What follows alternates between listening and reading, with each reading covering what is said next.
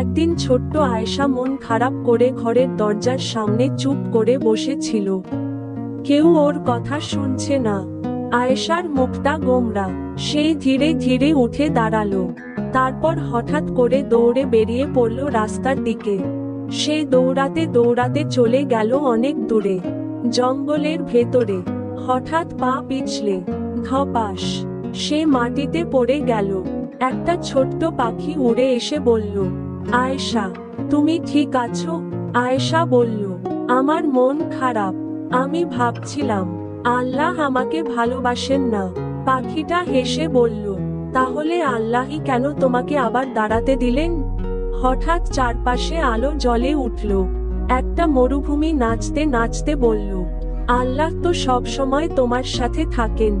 আয়েশা অবাক হয়ে গেল। তার চোখে হাসি ফিরে এলো। সে দৌড়ে বাড়ি ফিরে এলো। মায়ের সামনে এসে লাফাতে লাফাতে বলল, মা, আমি বুঝেছি, আল্লাহ আমায় অনেক ভালোবাসেন। মা হেসে তাকে জড়িয়ে ধরল।